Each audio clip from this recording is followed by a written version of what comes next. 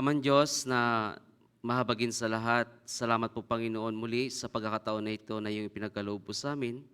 Ang oras na ito po Panginoon at araw. Maraming salamat po sa gabay po ninyo Panginoon sa aming pamumuhay Kristiyano dito sa sanlibutan. At dinadalangin po namin Panginoon yung mga gawain sa Philippine Life World Mission sa pagpangaral po ng iyong banal na salita ay naway ay maging matagumpay ang lahat ng ito, Ama. Salamat po sa gabay po ninyo sa lahat po ng mga missionaries at mga mangangaral na nagpapahayag po ng katotohanan na naayon po sa iyong kalooban. At muli po, Panginoon, ay dinadalangin din po namin yung gawain po dito sa Tanawan Church na maging matagumpay din po sa darating po na Grand Bible Seminar na gaganapin po itong November. Naway po, Panginoon, tulungan niyo po kami na kumilos sa gawain na ito. At dinadalangin din po namin, Panginoon, yung mga kapatiran na dumadaan sa mga pagsubok sa kanilang buhay at karamdaman. Tulungan niyo nawa sila at agaran niyo po silang pagalingin sa kanilang karamdaman sa pisikal na pangangatawan po, Panginoon. At dinadalangin din po namin, Panginoon, na gabayan at tulungan niyo po kami sa oras na ito na ipaunawa niyo po sa amin ang naayon po sa iyong kalooban, sa iyong banal na kasulatan. At nagpapasalamat po kami, Panginoon, sa lahat ng kabutihan na iyong ipinagkaloob po sa amin, na natanggap po namin ang tunay na kaligtasan na nakasaad po sa iyong kasulatan. At nagdanak po ang iyong mahalagang dugo para po sa aming mga kasalanan. Kami po ay iyong iniahon doon po sa walang hanggang pagkawasak sa impyerno. At salamat po, Panginoon, sa kabutihan at pagmamahal niyo po sa amin. Naway sa oras na ito, Ama, ay ipaunawa niyo po sa mga yumuyuko sa iyong harapan po, Panginoon, ang naayon po sa iyong kalooban. Naway masunod po namin ang lahat ng ito po, Panginoon. Ito po ang aming dalangin sa pangalan ng iyong anak na si Jesucristo na aming Panginoon tagapagligtas. Amen. So, buksan po natin yung ating Biblia sa Mateo, sa aklat po ni Mateo. Sa aklat ni Mateo, chapter 16. Mateo, chapter 16, verse 21 hanggang verse 23.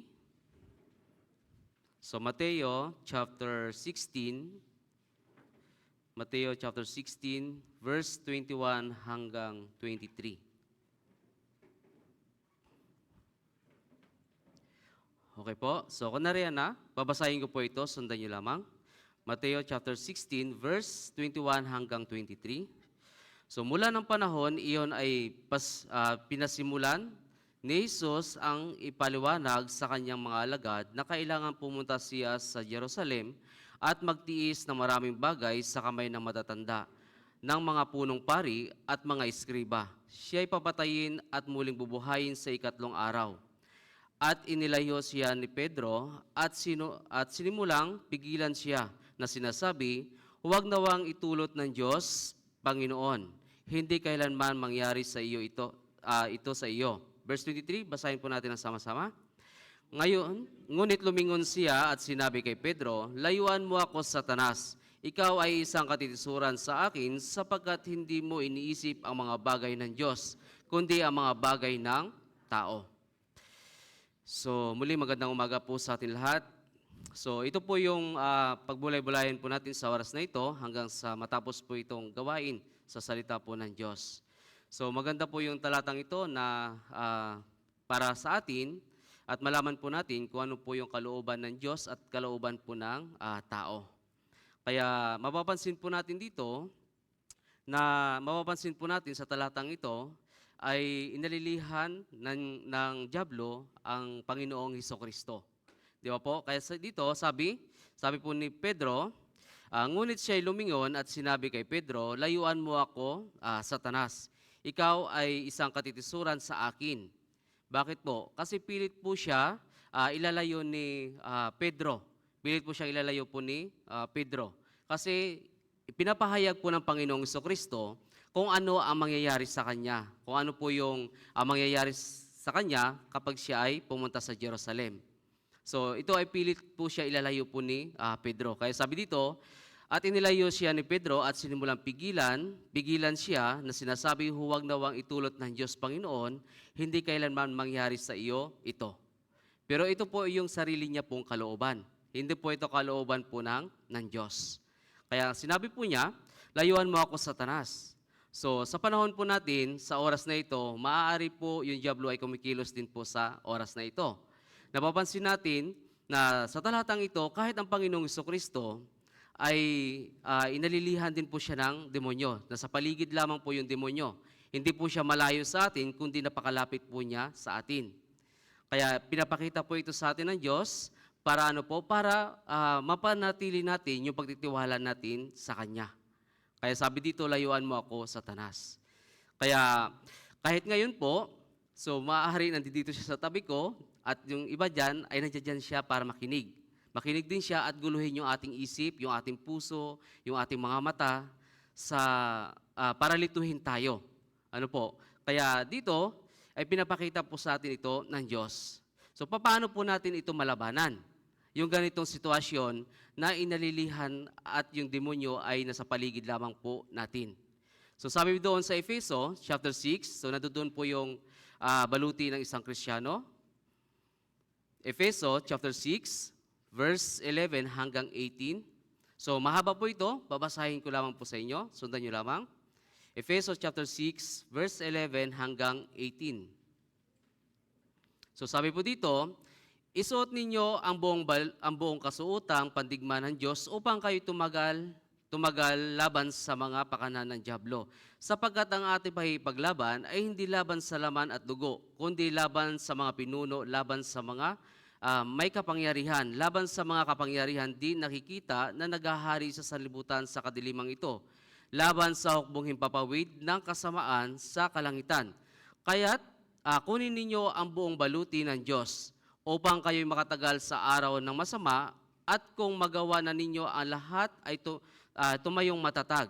Kaya tumindig kayo na ang inyong mga baywang ay nabibigkisan ng katotohanan na suot ang baluti ng katuwiran at nakasuot sa inyong mga paa ang pagiging handa para sa ebanghelyo ng kapayapaan.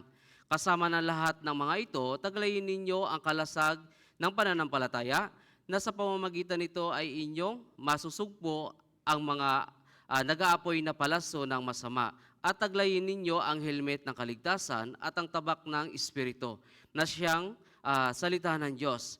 Manalangin kayo sa Espiritu at sa lahat ng panahon sa bawat panalangin at pagsamo at sa mga bagay na ito, maging handa na may buong pagtitiyaga at pagsusumamo para sa lahat ng mga banal. So, ito po yung kailangan po natin sa ating buhay Kristiyano. Kasi yung diablo ay nasa paligid lamang po natin na pilit po tayo tuksuin. Pilit po niya sirain yung ating Kristiyanong pamumuhay. Kaya kung papansinin po natin sa ating buhay Kristiyano, so minsan nagkakamali at nagkakasala po tayo. Yun po mismo ang paraan ng diablo para po tayo ibagsak sa ating pananampalataya at sa ating buhay Kristiyano. So maaari may kasama tayong malakas yung pananampalataya. May kasama din po tayong mahina yung pananampalataya. Si Pedro po ay mahina pa po yung kanyang pananampalataya.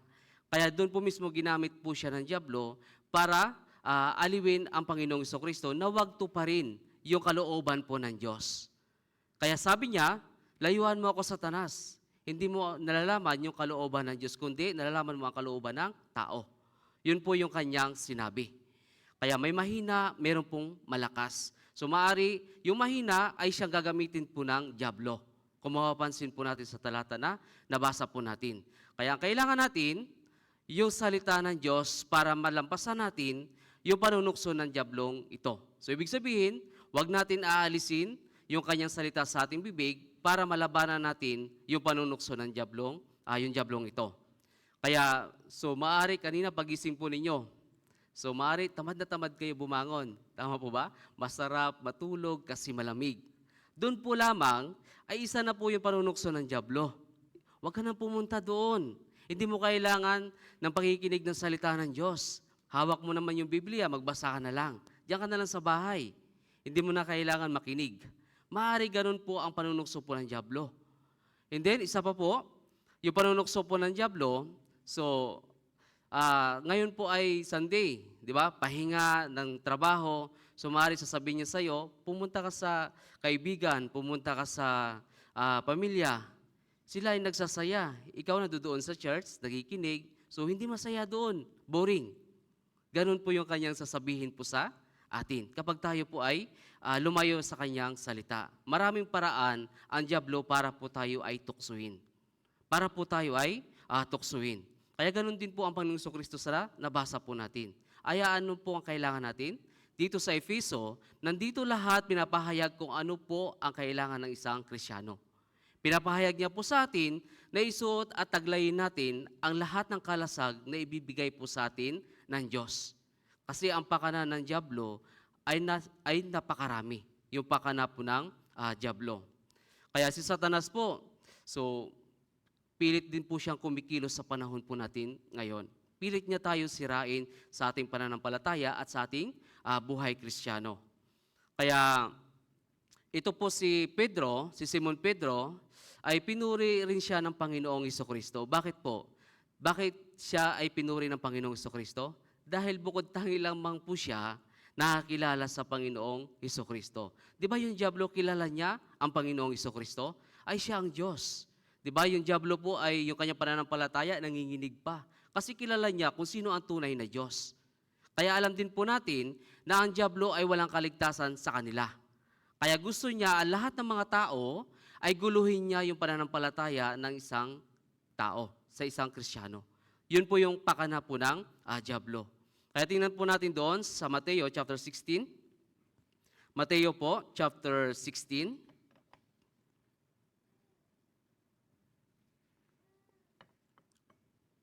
Mateo chapter 16, verse 13 hanggang 16. So babasahin ko po. Nang dumating si Jesus sa nasasakupan ng Cesarea Philipos, tinanong niya ang kanyang mga alagad na sinasabi, ano ba ang sinasabi ng mga tao kung sino ang anak ng tao? At sinasabi nila, ang sinasabi ng iba ay si Juan na tagapagbautismo, ang iba ay si Elias at ang iba ay si Jeremias o isa sa mga propeta. Sinabi niya sa kanila, ngunit ano ang sinasabi ninyo kung sino ako? Ito po yung tanong po ng Panginoong Jesucristo.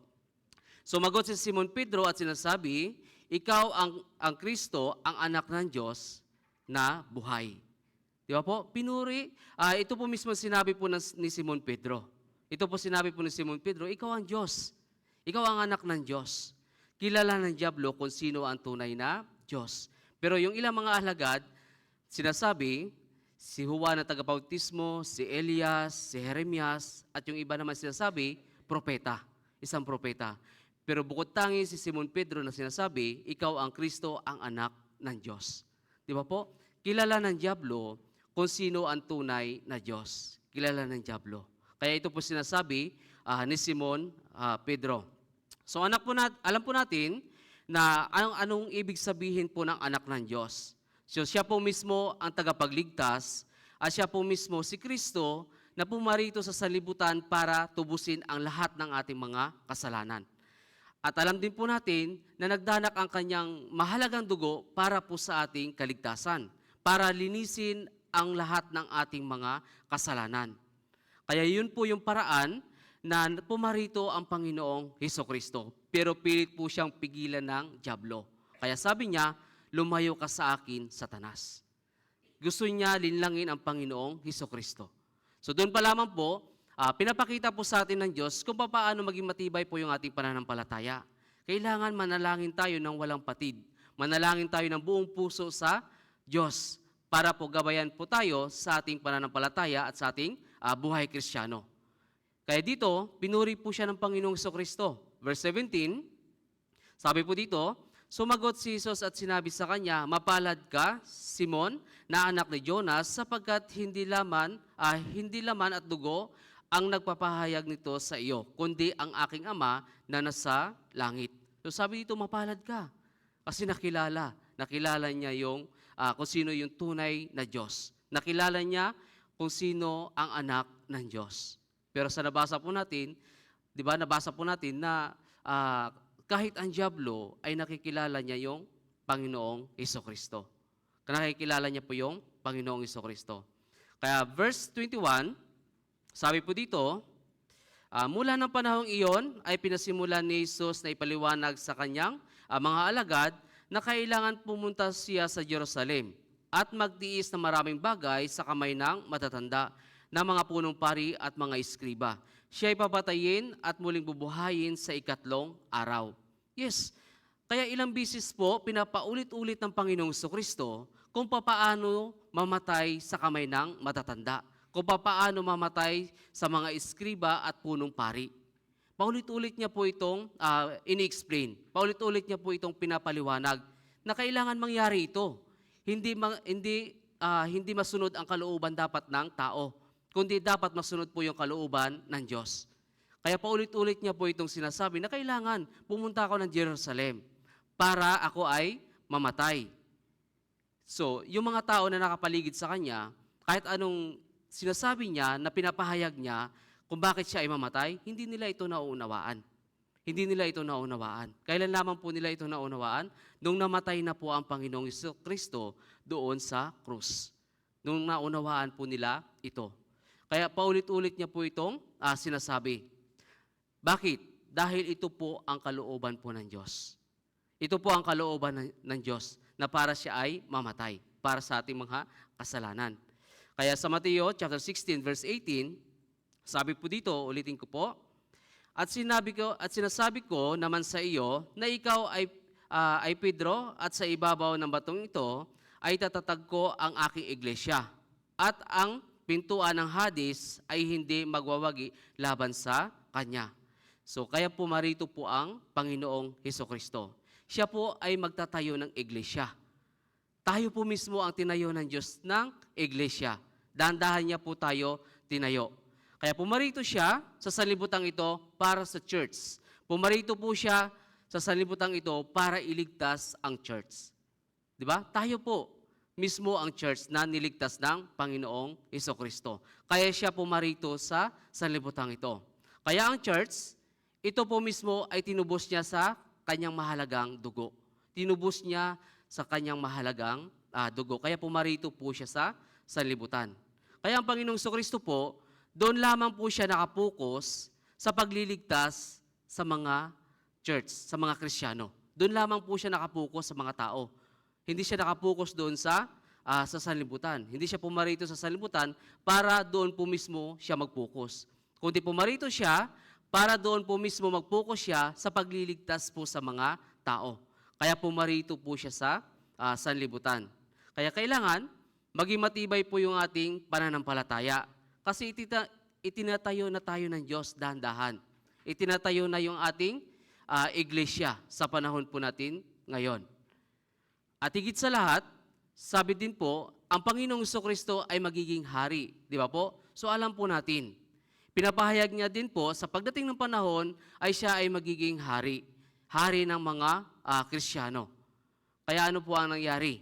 Nung nalaman po ito ng mga alagad po niya, so, kilala po ba ninyo ang isang babae na asawa ni Zebedeo na lumapit sa Panginoong Hesukristo na sinasabi niya na yung kanyang mga anak ay kapag siya ay naging hari, maupo sa kanyang kanan at sa kaliwa. Yun po yung kalooban ng tao. Hindi po yung kalooban po ng Diyos. So, dito po sa Mateo chapter 20, so tingnan po natin. Mateo chapter 20, verse 21, 20 at 21.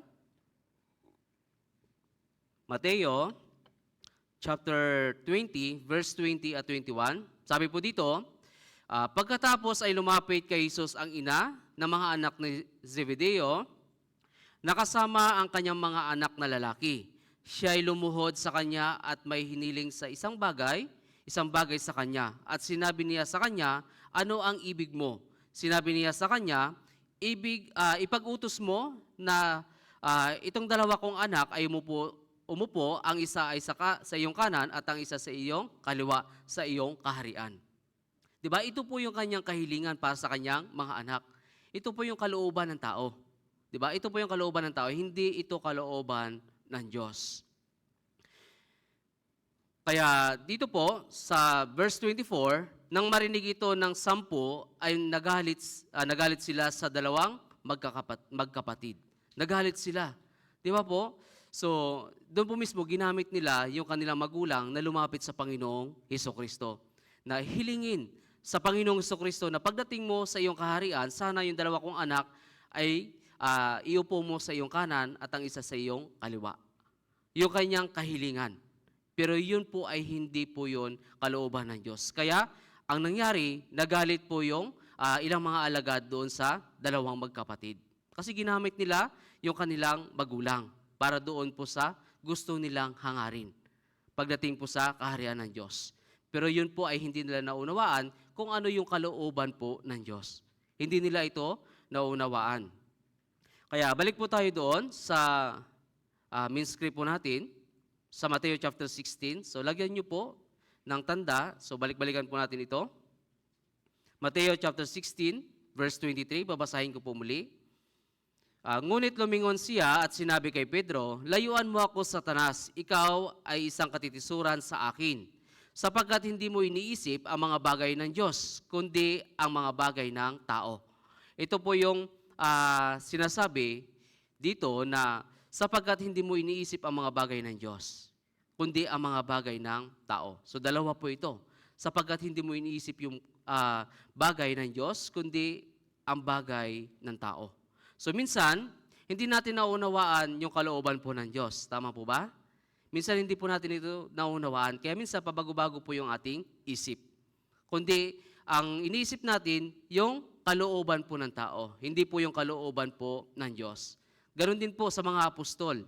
Ganon din po ang nangyari po sa kanila. Yung ilan sa kanila ay gaya ni Pedro, ay iniisip nila yung kanilang sariling kalooban. Hindi po yung kalooban po ng tao. Hindi po yung kalooban po ng Diyos. Kundi yung kalooban po ng tao yung kanilang iniisip. Kaya nga po, pumarito ang Panginoong Jesucristo para mamatay po sa cross, para sa ating mga kasalanan. Dahil yun lamang po ang paraan para tayo ay maligtas. Paulit-ulit po, nire-remind po sa atin ng Diyos. Ito ang paraan ng Diyos para lahat ng mga tao ay maligtas. Pero yung sarili nilang kalooban ang nasusunod. Tama po ba?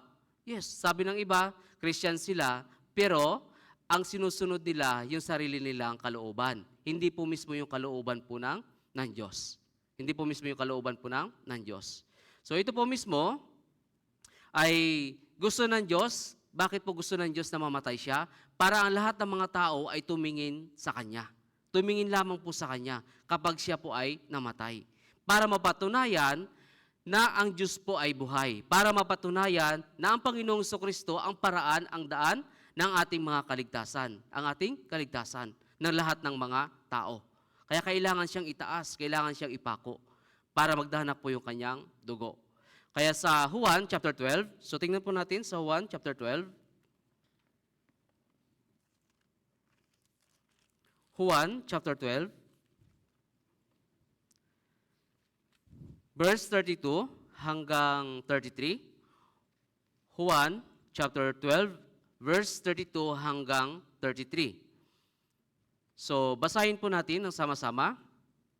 At ako, kapag ako'y itinaas na mula sa lupa, ang lahat ng mga tao ay papalapitin ko sa aking sarili. Ito'y sinabi niya upang ipahiwatig kung anong uri ng kamatayan ang ikamamatay niya. Yes, sabi dito, kapag ako itinaas na mula sa lupa, ang lahat ng mga tao ay papalapitin ko sa aking sarili. Yes, kaya nga po, yung pangalan ng Panginoong Jesucristo at kung ano yung kanyang ginawa, bantog po sa buong mundo. Di ba po? Bantog po sa buong mundo. Pero, ang kanilang kalooban, maraming tao, yung kanilang kalooban lamang po yung masusunod. Kahit nakatingin sila sa Diyos, yung kalooban lamang po yung kanilang nasusunod. Hindi po yung kalooban po ng Diyos yung nasusunod, kundi yung kanilang sariling kalooban. Kaya ito po pinapahiwatig po ng Panginoong Jesucristo kung paano siya mamatay sa krus. Bakit kailangan mamatay? Para ang lahat ng mga tao, sabi, palalapitin ko sa akin. Para lumapit siya sa akin. Di ba po? Pero hindi nila nauunawaan kung bakit namatay ang Panginoong Jesucristo. Kaya dito po, sa verse 24 po, sabi po dito, katotohanan sinasabi ko sa inyo, maliban na ang butil ng trigo ay mahulog sa lupa at mamatay, ito ay mananatiling nag-iisa. Ngunit kung ito'y mamamatay ay nagbubunga ng marami. Di ba? So, kaya ang Panginoong Jesucristo ay namatay. Kaya ano po ang nangyari? Sobrang dami, marami na po ang naliligtas sa panahon po natin ngayon. Kasi yun po yung paraan ng Diyos. Pumarito ang Panginoong Jesucristo sa sanlibutan para mamatay. Isang trigo na namatay at lahat ng mga tao na naniniwala sa Kanya, sa lahat ng Kanyang ginawa, ay maliligtas. Maliligtas. Kaya sabi po dito, maliban na ang butil ng trigo ay mahulog sa lupa at mamatay, ito ay mananatiling nag-iisa. Ngunit, sabi po, kung ito ay mamatay, ay nagbubunga ng marami. Yes, ang Panginoong Jesucristo po ay namatay na. At marami po ang naniniwala sa Kanyang ginawa. Sa Kanyang ginawa. Ito po ang kalooban po ng Diyos. Ito po yung kalooban ng Diyos at hindi po yung kalooban po ng tao. Kaya kung ito ay naunawaan ng tao ang kalooban ng Diyos, so isang malaking bagay na maligtas siya. Isang malaking bagay na maligtas siya dahil bubuksan ng Diyos yung kanyang puso na ipaunawa sa kanya kung bakit namatay po yung Panginoong Jesucristo. So maraming mga tao na sinasayang nila yung oras nila sa mundong ito dahil hindi nila alam yung kalooban po ng Diyos. So sayang po yung mga pagkakataon na ibinigay po sa kanila ng Diyos. Di ba? Marami pong mga tao na hindi nila ito nauunawaan. So ito po ay isang malaking pagkakamali sa buhay ng isang tao kung hindi niya nakikilala yung Diyos. Isang malaking pagkakamali po ito. Kaya sinasayang po nila yung kanilang oras sa mundong ito na hindi kinikilala po yung Diyos. Hindi po nila kinikilala po yung Diyos. Kaya po sa ating po mga Kristiyano, habang nabubuhay po tayo dito sa sanlibutan, so kailangan po ay manatili po tayo sa pakikinig sa salita po ng Diyos. Kaya nanatili pa po tayo dito. Kasi ito po yung kalooban po ng Diyos. Simula nang tayo maligtas. Anak ko, kailangan manatili ka dyan sa mga bagay na iyong natutuhan para makinig ka at malaman mo kung ano yung kalooban ng Diyos. Para malaman natin kung ano po yung kalooban ng Diyos. Kaya nanatili pa po tayo dito sa sanlibutan para malaman kung ano ang kalooban ng Diyos para ito ay masunod po ng mga Kristiyano. Para masunod po yung kalooban po ng Diyos. Sa Filipos chapter 2, sa Filipos po chapter 2,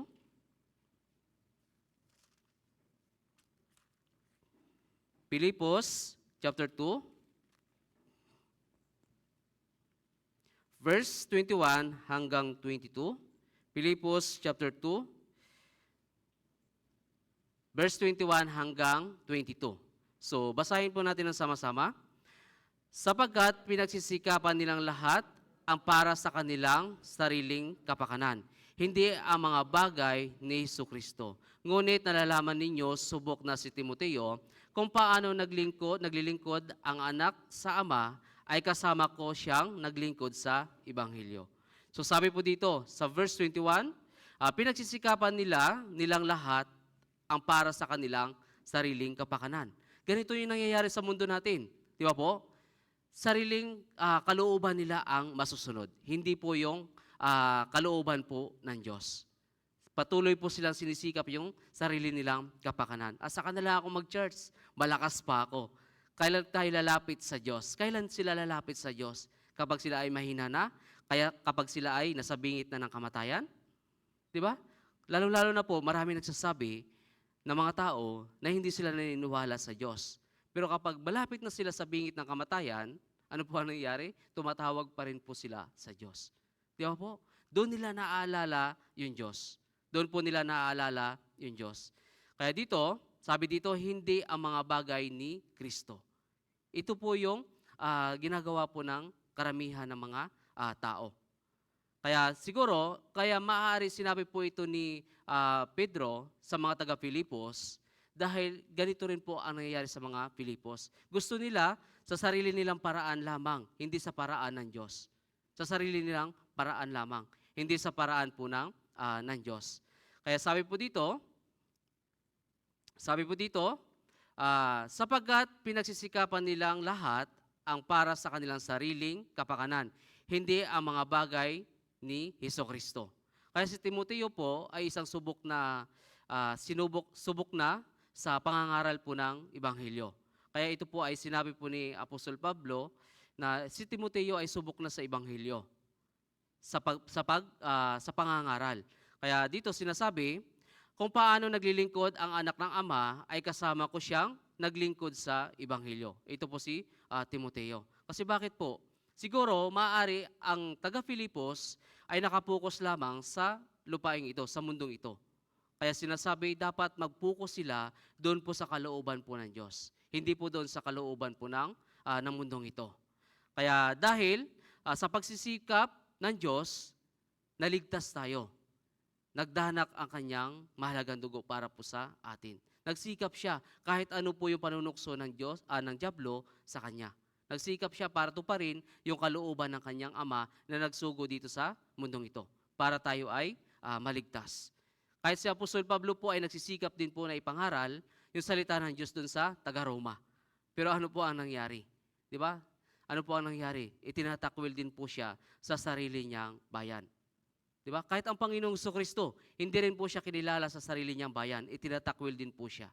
Kaya yung Panginoong Kristo, hindi po siya nagpakita ng mga makapangyarihang bagay sa kanyang bayan. Kasi hindi siya kinikilala.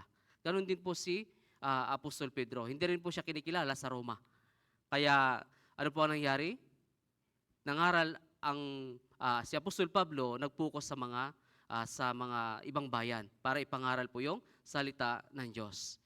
Kaya dito sinasabi niya, ngunit nalalaman ninyo, subok na si Timoteo, kung paano naglilingkod ang anak sa ama ay kasama ko siyang naglingkod sa Ebanghelyo. So ibig sabihin, pinapatunayan lamang po nila na napakahalaga yung Ebanghelyo.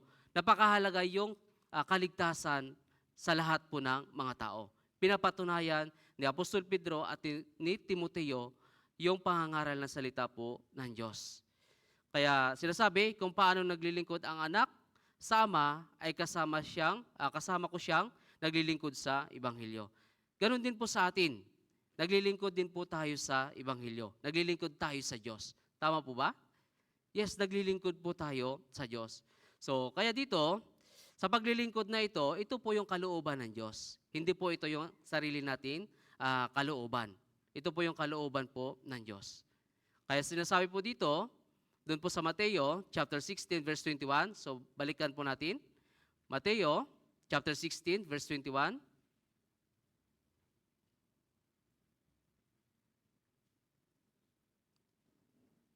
Mateo chapter 16 verse 23, babasahin ko po muli. Ngunit lumingon siya at sinasabi kay Pedro, layuan mo ako, Satanas. Ikaw ay isang katitisuran sa akin sapagkat hindi mo iniisip ang mga bagay ng Diyos, kundi ang mga bagay ng tao. So ito po yung mahalaga sa atin, na nalaman natin na kahit saved na tayo, ligtas na tayo, ay pilit pa rin tayong sisirain ng diablo. Nandito siya. Napakalapit sa atin, hindi po siya malayo. Napakalapit po siya sa atin. Hindi po siya malayo para sirain po yung ating Kristiyanong pamumuhay. Nandiyan na po yung katamaran, nandiyan na po yung, hindi na ako pupunta doon. Hindi na ako pupunta sa church, dito na lang ako sa bahay. So maaari, ganun po yung pamaraan ng diablo para sirain po yung ating Kristiyanong pamumuhay. Kaya kailangan po ay sa mundong ito, dapat nakatingin lamang po tayo sa Diyos. Nakatingin lamang po tayo sa Diyos. Kasi alam po natin na ang mundong ito ay darating na po sa pagkawasak. Nakikita po natin kung ano po ang nangyayari sa Israel.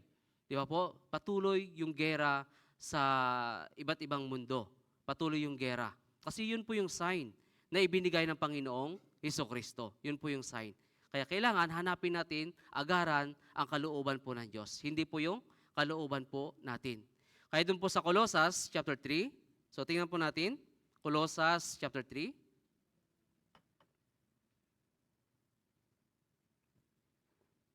Colossus chapter 3 verse 1 and 2. So babasahin ko po, sundan niyo lamang. Colossus chapter 3 verse 1 and 2. Kung kayo nga'y muling binuhay na kasama ni Kristo, ay hanapin ninyo ang mga bagay na nasa itaas, na kinaroroonan ni Kristo, na nakaupo sa kanan ng Diyos. Ituon ninyo ang inyong pag-iisip sa mga bagay na nasa itaas, hindi sa mga bagay na nasa ibabaw ng lupa. So sabi dito, sa verse 1, Kung kayo nga'y muling binuhay na kasama ni Kristo. Ito po ang mahalagang tanong sa atin. Kung kayo nga'y muling binuhay na kasama ni Kristo, hanapin ninyo ang mga bagay na nasa itaas. Tama po ba? Kung tunay na tayo ay binuhay na kasama ni Kristo, at kung tunay na ang isang Kristiyano ay lumalakad sa kalooban ng Diyos, so ibig sabihin, hanapin ninyo ang mga bagay na makalangit, hindi po yung mga bagay na makalupa. Kaya sabi dito sa verse 2, ituon ninyo ang inyong pag-iisip sa mga bagay na nasa itaas, hindi sa mga bagay na nasa ibabaw ng lupa. Diba? Kagaya ng sinabi ko kanina, ang mundong ito ay paluma ng paluma, pawasak ng pawasak. Ang ating katawan kaya hindi luluma, hindi wawasak?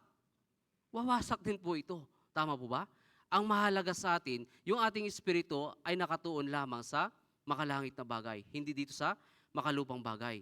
Kaya sabi dito sa verse 1, ito yung tanong sa atin, kung kayo nga'y muling binuhay na kasama ni Kristo, sa lahat ng mga Kristiyano, hanapin ninyo ang mga bagay na nasa itaas.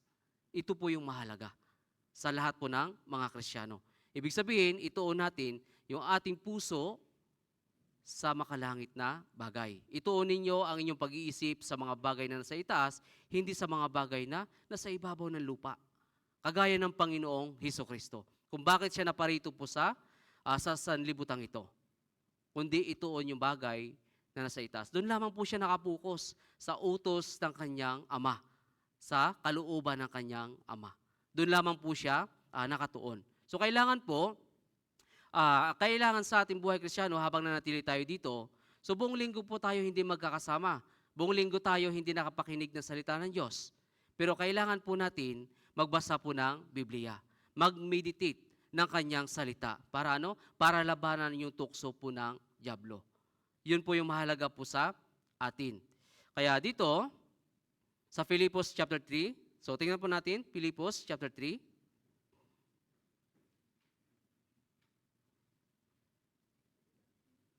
Filipos chapter 3, verse 18 hanggang 19.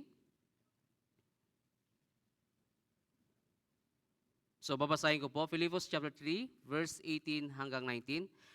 Sapagkat marami ang mga lumalakad na siyang madalas kong sabihin sa inyo. At ngayon sinasabi ko sa inyo na may pagluha na sila ang mga kaaway ng krus ni Kristo. Ang kanilang kahinatnan ay kapahamakan, ang kanilang tiyan, ang kanilang Diyos, at ang kanilang kahihiyan, ang kanilang kapurihan. Na nakatuon ang isip sa mga bagay na makalupa. So alam natin kung ano yung kalaban ng Diyos. Tama po ba? Alam natin kung ano po yung kalaban ng Diyos. Yung mga nakapokus dito sa sanlibutan. Diba? Yun po yung kaaway ni Kristo. Kaya sinasabi niya po ito sa atin. Sabi dito, sapagkat marami ang mga lumalakad na siyang madalas kong sabihin sa inyo. Diba? At ngayon, sinasabi ko sa inyo na may pagluha. Diba? Sinasabi po ito ni Apostol Pablo sa taga-Pilipos na umiiyak siya. Na huwag kayong mag-focus sa sanlibutan. Kasi yung mga bagay na ito, kapag kayo ay nakatuon dito sa sanlibutan, ito ay kaaway ng krus ni Kristo. Diba? Umiiyak siya kasi nakikita niya kung saan nakapokus yung mga tao. Nakikita niya kung saan nakapokus yung mga tao. Bakit po? Dahil naawa siya sa kanila. Naawa siya sa kanila dahil hindi nila hinahanap yung Diyos. Sinasayang nila yung kanilang buhay na hindi nila kinikilala yung Diyos. Hindi nila hinahanap yung kalooban ng Diyos. Kaya umiiyak si Apostol Pablo. Kaya sinasabi niya po ito sa mga taga-Pilipos. At ganoon din po sa atin. Sayang. Di ba po? Sayang. Sinasabi niya rin po ito sa atin. Sinasabi na sila ang mga kaaway ng krus ni Kristo, ang kanilang kahinatnan ay kapahamakan. Di ba? Yung ito po yung mga tao na ayaw lumapit at hanapin yung Diyos. Kapahamakan ang naghihintay sa kanila. Di ba? Kapahamakan. Ang kanilang tiyan ay kanilang Diyos at ang kanilang kahihiyan ay ang kanilang kapurihan. Nakatuon ang isip sa mga bagay na makalupa. So marami sa mundo natin na ganito po yung kanilang isip. Di ba? Sayang yung kanilang buhay na nalalabi dito sa sanlibutan. Naakala nila na sila ay mapupunta sa langit. Kasi hindi nila hinahanap po yung kalooban po ng Diyos. Hindi nila hinahanap kung ano yung nasa puso po ng Diyos. Kaya maraming mga tao, sayang ang kanilang espiritu. Sayang po yung kanilang espiritu na mapupunta lamang po sa walang hanggang impyerno. Napakasayang. Kaya dito, muli ko pong babasahin sa verse 19, ang kanilang kahinatnan ay kapahamakan, ang kanilang tiyan, ang kanilang Diyos. Ang kanilang kahihiyan, ang kanilang kapurihan na nakatuon ang isip sa mga bagay na makalupa. Nakatuon yung kanilang isip sa bagay na makalupa. Kaya pansinin po natin, so mabilis po tumakbo ang mundong ito.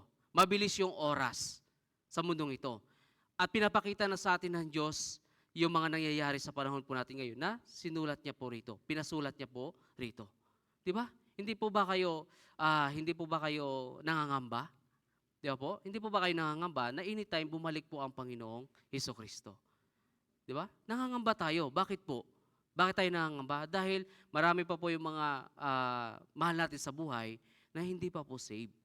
Kaya kailangan huwag tayo tumigil na i-try sa kanila so pagbabahagi po ng salita po ng Diyos.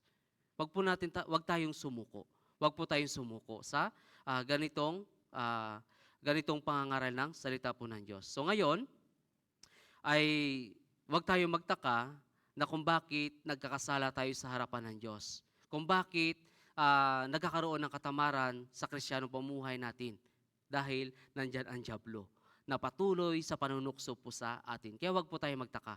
Kaya sinasabi po dun sa Efeso na isuot natin yung baluti ng ating sandata. Isuot natin yung baluti ng ating sandata para malabanan ang tukso po ng dyablo. Di ba po? So anong gusto po ninyo? Masunod po yung kalooban ng Diyos o masunod ang sarili nating kalooban? Ano po? Kalooban ng Diyos. Di ba po? Si Naaman po, ang gusto niya, masunod yung kanyang sariling kalooban. Alam po natin yung kwento ni Naaman, di ba po? Di ba? Nagsugo siya kay Eliseo na pumunta doon para para siya ay pagalingin. Pero ano pong sabi ni Eliseo? Lumublob ka sa Ilog Jordan ng 7 bisis para ikaw ay gumaling. Pero akala niya si Eliseo ay lalabas para siya ay pagalingin. Pero alam po natin na si Naaman po ay hari, na akala niya yung kanyang salita ay makapangyarihan sa kapwa niya tao. Pero makapangyarihan po yung salita po ng Diyos. Na dapat masunod po yung kalooban ng Diyos, hindi po yung sarili niyang kalooban. So tingnan po natin sa Ikalawang Hari, chapter 5. Ikalawang Hari, chapter 5.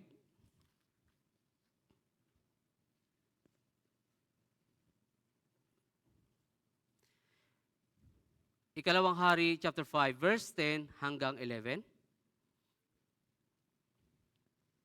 Ikalawang Hari, chapter 5, verse 10 hanggang 11. So babasahin ko po. Si Eliseo ay nagpadala ng sugo sa kanya na sinasabi, humayo ka at maligo sa Jordan. Nang 7 ulit, ang iyong laman ay manunumbalik at ikaw ay magiging malinis. Ito po yung kalooban ng Diyos na sinabi po ni Eliseo kung paano gumaling po si Naaman sa kanyang kitong. Kung paano po siya gumaling. Ito yung kalooban. Verse 11, sabi po dito, ngunit si Naaman ay nagalit at umalis na sinasabi, akala ko'y tiyak na lalabasin niya ako at tatayo at tatawag sa pangalan ng Panginoon niyang Diyos at iwawasiwas ang kanyang kamay sa lugar at paggagalingin ang aking kitungin. Di ba po? Ito yung verse 11, ito po yung kalooban ni Naaman. Na akala niya ay masunod niya yung kanyang sariling kalooban. Pero sinabi po ni Eliseo, pumunta ka sa Ilog Jordan, maligo ka doon, lumublob ka ng 7 ulit para ikaw ay gumaling. Kung tayo po mismo, ganitong sitwasyon kay Naaman, susunod po ba tayo o hindi? Hari kayo. Kayo ay isang hari, prinsesa, sa isang lugar. Susunod po kayo o hindi? Ha? Sumahari, hindi rin. Kasi hari tayo. Hari kayo. Di ba po? Dapat yung isang hari ay masunod kung ano yung kanyang sinasabi sa kanyang sinasakupan. Di ba po? Pero nakita natin dito na dapat masunod po yung kalooban po ng Diyos para siya ay gumaling. Ito po mismo ay isang example na dapat masunod po yung kalooban ng Diyos, hindi po yung sarili natin kalooban. Ito po yung kalooban ni Naaman. Ang kalooban ni Eliseo, yun po mismo pumunta ka sa Ilog Jordan, lumublob ka ng 7 ulit para ikaw ay gumaling. So minsan, sabi ng ibang tao, ito po, minsan sinasabi po ng ibang tao, sundin mo kung ano ang nasa puso mo. Tama po ba? Sundin mo kung ano yung nasa puso mo. Ito po yung karamihan na sinasabi po ng tao. Ito po minsan ang kanilang sinasabi. Kaya Ecclesiastes chapter 7, so tingnan natin. Ecclesiastes chapter 7,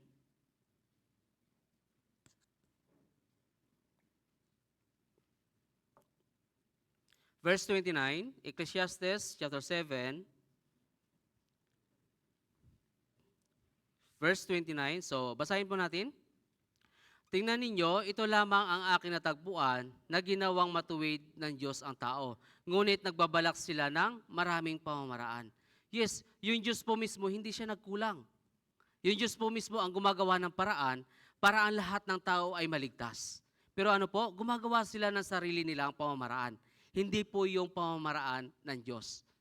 Diba? Sabi dito, tingnan ninyo, ito lamang ang aking natagpuan na ginawa ng matuwid ng Diyos ang tao, ngunit nagbabalak sila ng maraming pamamaraan. Kaya sabi nila, gumawa tayo ng kabutihan para tayo ay maligtas. Gumawa tayo ng paraan tayo ay maligtas. Gumawa rin tayo ng paraan para tayo mabawasan yung ating kasalanan. Pero yung Diyos na po ang gumawa ng paraan para maging matuwid ang tao. Yung Diyos na rin po ang gumawa ng paraan para ang lahat ng mga Kristiyano ay maging bago pamumuhay sa kanyang harapan. Hindi po nagkukulang yung Diyos sa pangangaral sa lahat po ng mga tao. Ngunit, ang tao lamang po ang lumalayo sa salita po ng Diyos. Kaya sabi dito, tingnan ninyo, ito lamang ang aking natagpuan na ginawang matuwid ng Diyos ang tao, ngunit nagbabalak sila ng maraming pamamaraan. Di ba po? Kahit yung mga Israelita po mismo ay ganun din. Kahit yung mga Israelita noon ay ganun din po ang kanilang ginagawa. Gumagawa rin po sila ng sarili nilang pamamaraan. Hindi po yung pamamaraan po ng Diyos. Kaya tingnan po natin sa Isaías chapter 65. Isaías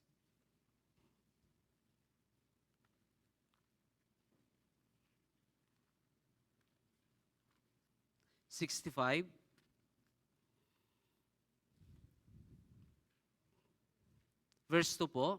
Isaías chapter 65, verse 2. So, basahin po natin ng sama-sama.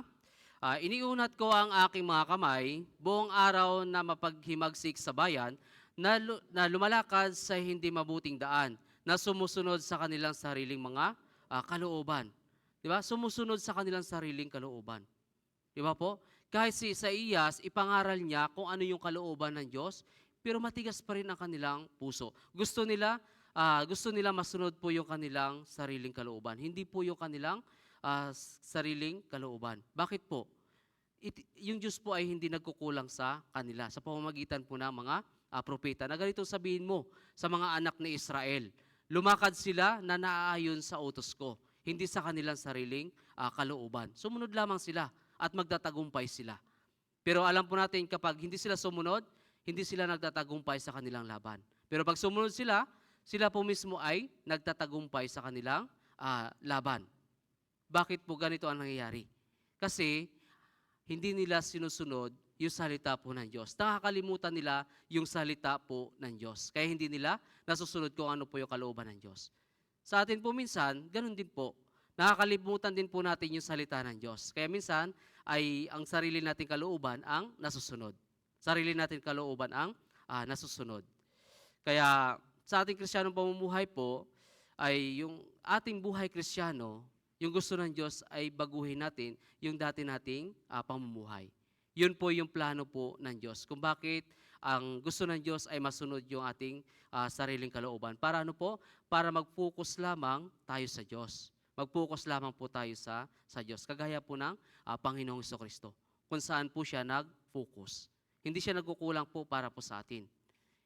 Di ba po? Hindi po siya nagkulang para po sa atin. Kahit marami tayong dinadaanan ng mga pagsubok sa ating buhay, So kailangan, wag natin i-question ng malaki yung Diyos. Kristiyano na ako, bakit nakakaranas ako ng mga paghihirap sa aking buhay? Bakit marami pa rin problema na dumadaan sa aking buhay? Ito po yung plano ng Diyos para palagi kang tumawag sa Kanya. Para palagi kang lumapit sa Kanya. Kung walang problema, kailan kaya tayo lalapit sa Diyos? Kapag mayroon lang bang kailangan sa Diyos? So hindi po. Kaya ito po ang paraanan ng Diyos para patuloy po tayo lumapit po sa Kanya. Kaya sabi, di ba nabanggit ko po kanina, sabi ng ibang mga tao, sundin natin yung ating puso. Kung ano yung nasa puso mo, sundin mo. Tama po ba? Kung ano yung nasa puso mo, sundin mo. Ito yung karamihan na sinasabi po ng mga tao. Pero sinabi po sa Mateo, so tingnan po natin Mateo chapter 15. Mateo chapter 15, verse 18 hanggang 20. Mateo chapter 15, verse 18 hanggang 20. So, kung nariyan na, basahin po natin ito ng sama-sama. Ngunit ang mga bagay na lumalabas sa bibig ay nagmumula sa puso at siya nagpaparumi sa tao. Sapagkat nagmumula sa puso ang masasamang pag-iisip, pagpatay, pangangalunya, pakikiapid, pagnanakaw, pagsaksi sa kasinungalingan, at paglapastangan. Ito ang mga bagay na nagpaparumi sa tao. Ngunit ang kumakain ng hindi naguhugas ng mga kamay ay hindi nagpaparumi sa tao. Yes, ano sa tingin po ninyo? Sundin po ninyo ang inyong puso. Pero saan po nanggagaling ang karumihan ng tao? Sa ating puso. Nagmumula ang lahat ng karumihan. Kailangan, sundin natin kung ano po yung plano ng Diyos sa atin. Huwag po tayo gumawa ng sarili natin desisyon. Kagaya ng nabasa natin. Di ba? Kagaya ng nabasa natin, lahat na lumalabas sa ating puso ay nagpaparumi po sa atin. Lumalabas sa ating bibig. Di ba? Tama po ba ito? Ha? Tama po ba? So, yung mga sinasabi ng mga tao, biglang magbago na. Ay, hindi na ako maniniwala sa'yo na kailangan magmumula sa aking puso. Hindi na. Kailangan sa Diyos na lang dapat, hindi sa aking puso. Di ba? Kailangan spiritual natin na masunod po yung Diyos. Spiritual po na masunod po yung Diyos. At doon tayo mag-focus sa kalooban po ng Diyos. Hindi doon sa sarili natin nilalaman ng ating puso. Kasi nabasa natin sa Biblia na ito na nagagaling sa ating puso ang nagpaparumi sa tao. Nagpaparumi sa tao. Kaya si Jonas po, di ba, kilala natin si Jonas kung anong kwento ni Jonas. Di ba? Siya po ay utusan ng Diyos na pumunta sa Nineveh para ipangaral yung Ebanghelyo. Pero ano pong ginawa niya? Siya po ay umalis. Naglakbay. Umalis siya. Ayaw niya sundin yung kalooban ng Diyos. Di ba? Yung Nineveh, ito po yung lugar na napakarumi na sa harapan po ng Diyos dahil sa kanilang paggawa ng kasalanan. Kaya sinugo ito ng Diyos si Jonas para ipangaral po yung salita ng Diyos. Kaya sabi po doon sa Jonas chapter 2 verse 7, nang ang aking buhay ay nanlulupaypay, naalala ko ang Panginoon at ang aking dalangin ay umabot sa loob ng iyong banal na templo. Kaya nung nakatikim ng parusa si Jonas sa Diyos, na nilunok siya ng isda ng malaking isda, ano po ang nangyari? Di ba? Doon po mismo siya ay nagsisi na kailangan ay yung kalooban lamang po ng Diyos ang masunod. Yung kalooban lamang po yung Diyos na masunod. Kaya doon po, iniluwal siya ng isda doon sa pangpang para ipangaral po yung salita ng Diyos. So, na-experience po ni Jonas kung anong pakiramdam doon sa loob po ng isda. Sa loob po ng isda. Kaya doon po sa Jonas chapter 1, verse 17, tingnan natin. Jonas chapter 1, verse 17. Chapter 1, verse 17, sabi po dito, at naghanda ang Panginoon ng isang malaking isda upang lunukin si Jonas. At si Jonas ay nasa tiyan ng isda sa loob ng 3 araw at 3 gabi. Na-experience niya po ito. Bakit po? Dahil tinanggihan niya yung kalooban ng Diyos. Ito ay pagsuway sa kalooban ng Diyos. Tinanggihan niya po ito. Kung tayo po mismo ay tanggihan natin yung kalooban ng Diyos, hindi natin alam kung ano ang mangyayari sa isang Kristiyano, natanggihan niya yung kalooban ng Diyos. Si Jonas po ay nilunok ng isda. Tayo kaya, lulunokin kaya tayo ng isda? Ano kaya mangyayari sa atin kapag tayo ay tanggihan natin ang kalooban po ng Diyos? Diba? Yung Diyos lamang po ang gumagawa ng paraan para ano po? Para masunod yung kanyang sariling kalooban. Kagaya nito, di ba? Lumayo si Jonas. Umalis si Jonas, tumanggi siya sa utos ng Diyos. Pero yung Diyos pa rin po ang gumagawa ng paraan para tumuloy sa gawain na ipangaral po yung salita ng Diyos. Kaya sa verse 7, chapter 2, verse 7, Jonas chapter 2, verse 7, sabi po dito, "Nang aking buhay ay nanlupaypay, naalala ko ang Diyos, naalala ko ang Panginoon at aking dalangin ay umabot sa loob ng iyong banal na templo." Diba? Kaya doon po sa tiyan ng isda, si Jonas po ay nanalangin. Naalala niya yung sinabi ng Diyos na ipangaral po yung salita ng Diyos. Kaya dito, verse 3 po, Jonas chapter 2 verse 3, sabi po dito, "Sapagkat inihagis mo ako sa kalaliman, sa pusod ng dagat, at ang tubig ay nasa palibot ko, ang lahat ng iyong alon at iyong mga daluyong ay umaapaw sa akin." Diba? Na-experience niya kung anong pakiramdam dun sa loob ng tiyan ng isda. Diba? Na-experience niya po ito. Kaya ito po yung sinabi po ni Jonas. Inihagis mo ako sa kalaliman, sa pusod ng dagat. So ibig sabihin, doon na po mismo sa malalim ng dagat. Diba? Sa pusod ng dagat. Sa malalim. Na-experience niya kung gaano yung pakiramdam doon sa loob ng tiyan ng isda. Gusto niyo po ba ma-experience? Kung anong pakiramdam sa loob ng isda? Di ba po? So, ito po ay sinasabi po ni Jonas. Kapag tayo ay lumayo sa kalooban ng Diyos, so maari hindi lamang po tayo lunukin ng isda. Kasi wala naman pong isda dito. So, depende kung paano tayo mapasunod ng Diyos sa kanyang sariling kalooban. Depende. Kaya yung Diyos po mismo ang gumagawa po ng paraan. Pero, pinapaunawa po sa atin ito ng Diyos para ang lahat ng bagay na kanyang kalooban ay masunod ng isang Kristiyano. Masunod po ng isang Kristiyano. Kaya Hebreo chapter 3 verse 1. Hebreo chapter 3. Hebreo chapter 3 verse 1. So, basahin po natin ng sama-sama. Hebreo chapter 3. "Kaya mga mahal na kapatid, mga kabahagi sa makalangit na pagkatawag, isaalang-alang ninyo na si Jesus ang apostol at pinakapunong pari ng ating pagpapahayag." So sabi dito, isaalang-alang ninyo na si Jesus ang apostol at pinakapunong pari ng ating pagpapahayag. Kaya paano tinanggap ni Jesus ang lahat ng ating mga kasalanan at kahirapan na dapat natin pagdurusahan? So tinanggap yun lahat ng Panginoong Jesucristo. Yung tinanggap natin sa Kanya, isaalang-alang natin kung paano siya naghirap para po sa atin. Isaalang-alang natin. Di ba po? Kaya sabi dito, isaalang-alang ninyo na si Jesus ang apostol at pinakapunong pari ng ating pagpapahayag. So, lahat ng mga apostol po ay namatay.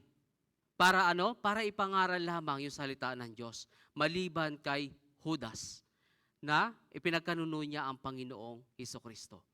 Di ba po? Maliban lamang po kay Judas na ipinagkanuno niya ang Panginoong Jesucristo. So yung mga apostol sa pangangaral ng Ebanghelyo ay sila ay namatay sa kalooban at pagsunod sa Panginoong Jesucristo. Kaya dito, Hebreo chapter 12 verse 2, Hebreo po, Hebreo chapter 12, verse 2.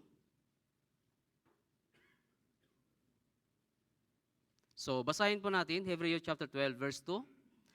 "Pagmasdan natin si Jesus na siyang nagtatag at nagpasakdal sa ating pananampalataya, na dahil sa kagalakang inilagay sa kanyang harapan, ay tiniis niya ang krus, hindi nilintana ang kahihiyan, at siya'y umupo sa kanan ng trono ng Diyos." So sabi dito, pagmasdan natin ang Panginoong Jesucristo. Di ba? Pagmasdan natin ang Panginoong Kristo na siya ang nagtatag at nagpasakdal sa ating pananampalataya. Di ba po?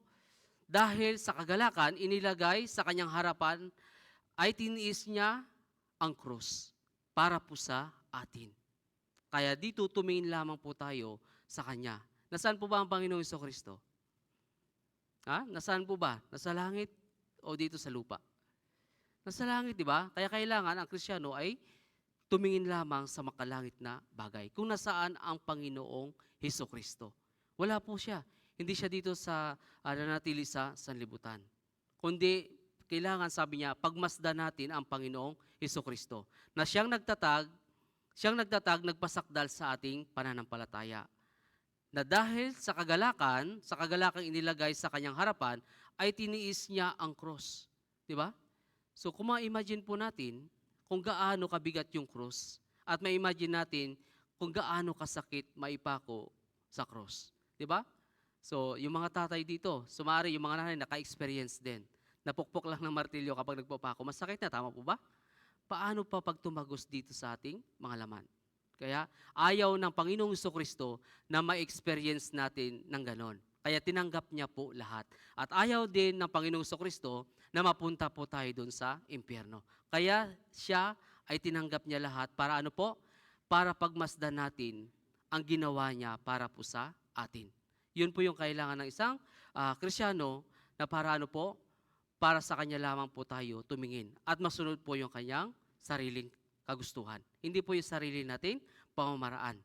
Kaya Hebreo chapter 11, kahit si Moises ay tinanggihan niya yung pagiging mayaman. Hebreo chapter 11, verse 24 hanggang 26. So sabi po dito, sa pananampalataya ng nasahustong gulang na si Moises ay tumangging siya tawaging anak ng anak na babae ni Faraon, na pinili pa ang mapapasama sa kaapihan ng bayan ng Diyos kaysa magkaroon ng pansamantalang kasiyahan ng kasalanan.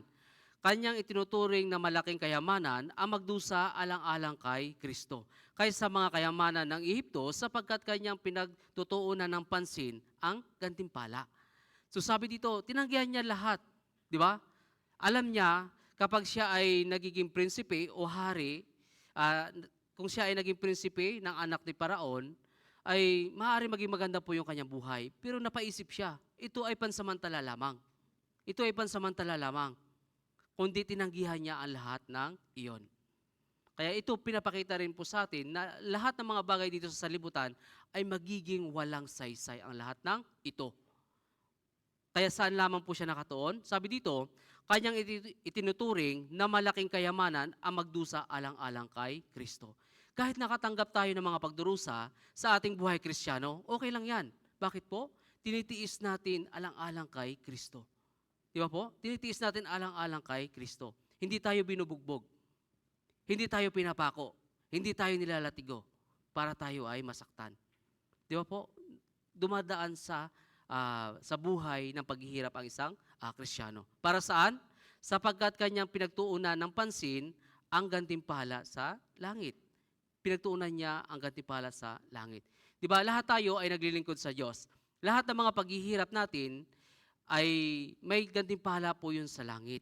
Yun po doon, wala nang magnanakaw, wala nang bukbok, wala nang kalawang na magsisira ang lahat ng yon. Kundi doon po mismo ay safe. Kailangan doon po mag-ipon ng isang Kristiyano doon po sa makalangit na bagay. Kaya ano pong mahalaga sa Diyos? Ano po yung kayamanan ng Diyos na narito sa sanlibutan? Ano po yung kayamanan ng Diyos na narito sa sanlibutan? Ang kayamanan ng Diyos, ito po yung mga espiritu ng tao na kailangan maligtas. Ito po yung kayamanan ng Diyos. Hindi siya dito nakatuon sa kayamanan ng sanlibutan. Kaya tayo po mismo yung daan para sa kayamanan ng Diyos na maligtas po yung mga naliligaw na kaluluwa. Kaya kailangan po tayo po ay mag-focus din po sa church. Kailangan mag-focus din po tayo sa church dahil dito po ay patuloy na kumikilos ang Diyos para sa gawain niya. Kailangan mag-focus tayo sa church. Kaya sa Filipos chapter 1, Tingnan po natin. Pilipos chapter 1, verse 3 at 4. Pilipos chapter 1, verse 3 at 4. So, babasahin ko po, sundan niyo lamang. Ako'y nagpapasalamat sa aking Diyos tuwing ako'y aking naaalala na laging nananalangin may kagalakan sa bawat panalangin ko para sa inyong lahat. So sabi po dito, tuwing kayo'y aking naalala na laging nananalangin may kagalakan sa bawat panalangin ko para sa inyong lahat. So, alam po natin, di ba po, ang lahat ng mga Kristiyano ay dumadaan sa iba't ibang uri ng mga pagsubok sa buhay. So, di ba may meron nga prayer request ang bawat isa po sa atin. So, kailangan isama po sila sa ating panalangin na mayroon pong kagalakan. Di ba po? Kaya dito si Apostol Pablo sabi niya, ako'y nagpapasalamat sa Diyos tuwing kayo'y aking naaalala. So, kailangan alalahanin natin yung mga brothers and sisters na sila ay dumadaan sa iba't ibang uri ng mga pagsubok na isama natin sa prayer. Kailangan po natin palakasin sila sa tulong ng ating panalangin at payo. Yun po yung kailangan po natin. So, kailangan manatili yung salita ng Diyos sa ating buhay. Kailangan po ito ay manatili sa ating buhay Kristiyano. Kaya sa awit 119, so tingnan po natin, awit 119,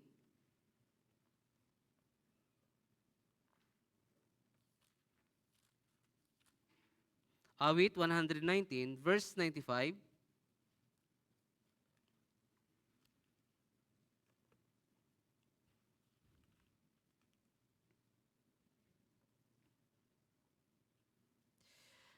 So, awit 119, verse 95. So, basahin po natin. Ang masama ay nag-aabang upang patayin ako, ngunit aking kinikilala ang iyong mga patutuo. So ito po yung kailangan po natin, ngunit aking kinikilala ang iyong mga patutuo. So ito po yung pag-meditate ng salita po ng Diyos. Para ano po? Para labanan natin yung dyablo.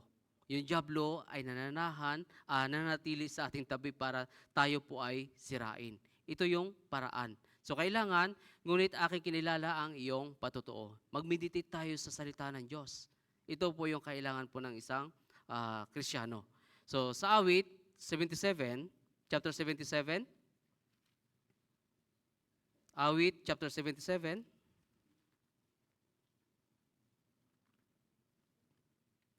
verse 10 hanggang verse 12, awit 77, verse 10 hanggang 12. So babasahin ko, sundan niyo lamang. At aking sinabi, ipinaghihinagpis ko na ang kanang kamay ng kataas-taasan ay nagbago. Aking gugunitain ang mga gawa ng Panginoon o aking alalahanin ang mga kahangahangang gawa mo noong unang panahon. Aking pagbubulay-bulayan sa lahat mong mga gawa at magmumuni tungkol sa iyong mga gawa. Di ba po? So, meditation ang kailangan sa salita po ng Diyos. Tingnan natin yung kanyang mga gawa. Di ba po? So maraming bagay dito sa salita ng Diyos na kailangan ng isang Kristiyano kung paano po siya magpakalakas. Kaya sabi dito, ako'y magbubulay-bulay sa lahat mong mga gawa at magmumuni tungkol sa iyong mga gawa. Meditation ang kailangan ng isang Kristiyano. So hindi po natin kailangan na basa lang po tayo ng basa na kailangan matapos po natin. So kailangan nandoon pa rin po yung pagbulay-bulay sa salita po ng Diyos. Di ba po? Tama po ba? Para masunod po yung kanyang kalooban. Hindi po yung sarili nating kalooban. Kasi kapag bibilisan natin sa pagbabasa, hindi natin ito maintindihan kung ano yung sinasabi sa atin ng Diyos. Di ba? Hindi natin ito maintindihan. So kailangan natin pagbulay-bulayan, pagmumuni-munihan, yung bawat verse na pumapasok sa ating puso. Meditation ang kailangan ng isang Kristiyano. Para ano? Para layuan tayo ng tukso ng dyablo. Nandito po yung dyablo ay laging kasama po ng isang Kristiyano para sirain tayo. Di ba? Lalo-lalo na po sa mga mag-asawa, sa mga pamilya. Di ba? Ang isang Kristiyano ay ligtas. Pero para ano? para sirain yung pananampalataya at tawag dito, yung buhay ng isang Kristiyano, gagamitin ng dyablo yung mga ibang tao para ikaw ay sirain. Para ikaw ay sirain. Di ba po? Kaya kailangan pagbulay-bulayan po natin yung salita ng Diyos. Sa awit, 78, so tingnan natin 78.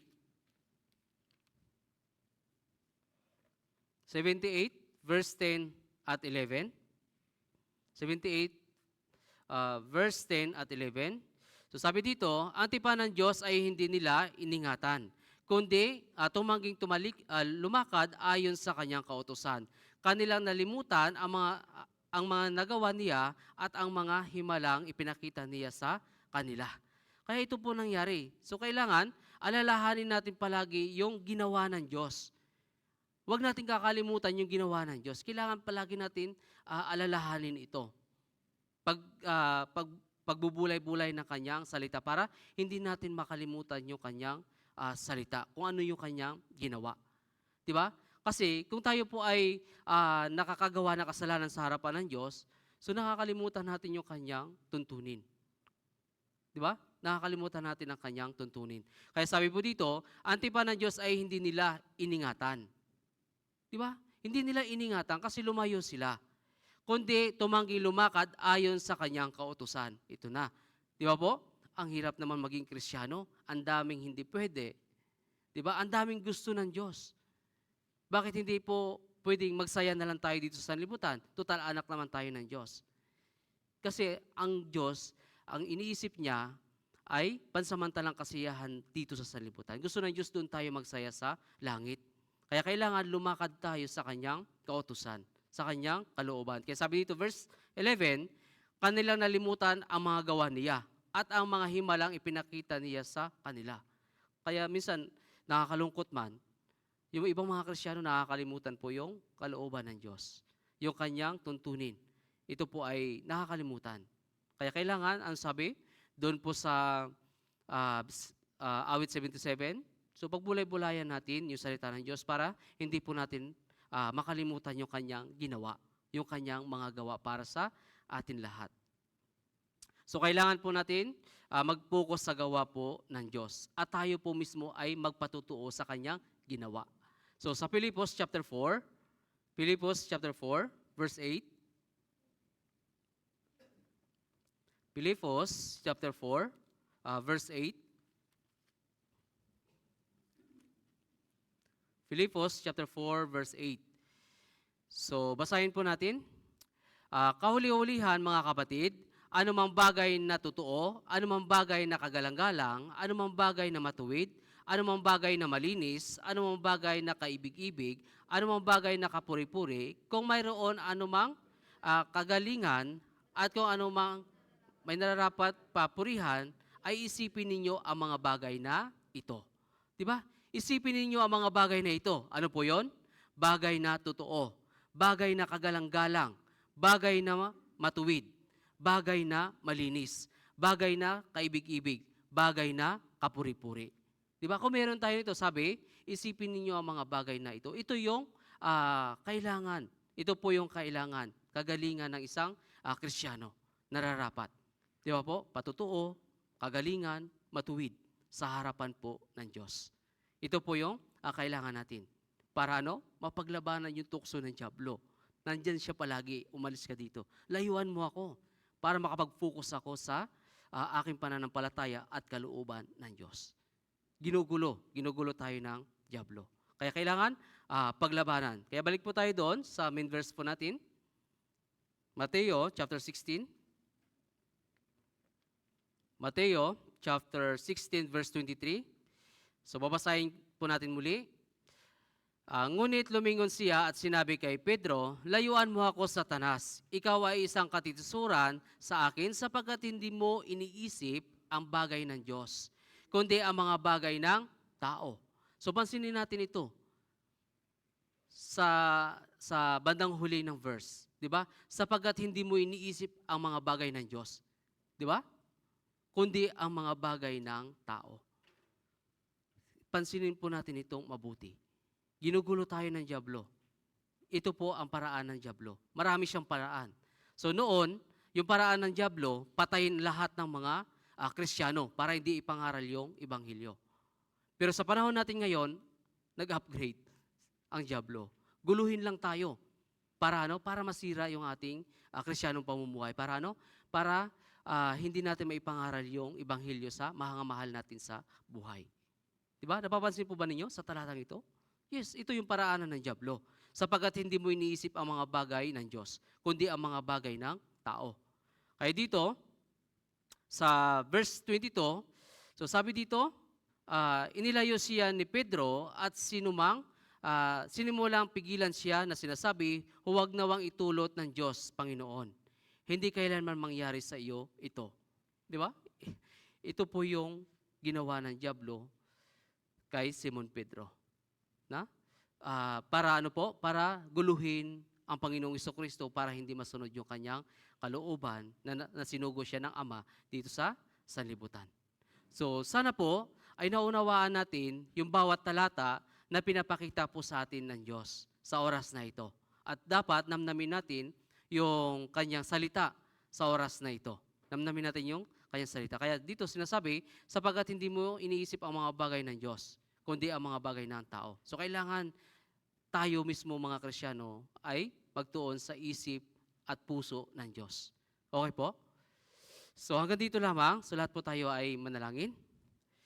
So dakilang Diyos na makapangyarihan sa lahat, salamat po Panginoon sa oras na ito, sa iyong banal na salita po Panginoon. Na kailangan po, tulungan niyo po kami Panginoon na masunod lamang po ang iyong kalooban at alam po namin Panginoon na nililito po kami ng dyablo upang kami po ay linlangin sa buhay Kristiyano. At ang aming pananampalataya po Panginoon ay tulungan niyo po kami na lumago po kami sa iyong harapan. Sa iyong banal na salita po Panginoon ay tulungan niyo po kami na lumago sa lahat ng ito upang mapaglabanan po namin yung pakana po ng dyablo. At kumikilos siya, patuloy siyang kumikilos sa aming gawain na masunod lamang po ang iyong kalooban. Naway po ang mga kapatiran po Panginoon na nanghihina sa kanilang pananampalataya, ikaw po ang tumulong sa kanila na magpalakas sa kanilang pananampalataya po Panginoon. At idinadalangin din po namin yung paparating po naming Grand Bible Seminar dito po sa Tanawan Church. Naway po ay mapagtagumpayan po namin ang lahat ng ito. At dinadalangin din po namin na ingatan niyo po yung aming senior pastor at ang kanyang kasamahan na pabalik po dito sa Maynila po Panginoon, sa Tanawan. At ingatan niyo po sila na wala pong balakid sa kanilang mga daan, sa kanilang pagbalik po Panginoon ay panghawakan niyo po sila sa iyong makapangyarihang kamay na wala pong balakid sa kanilang pagbalik po Ama. Ito po ang aming dalangin sa pangalan ng iyong anak na si Jesucristo na aming Panginoon tagapagligtas. Amen. So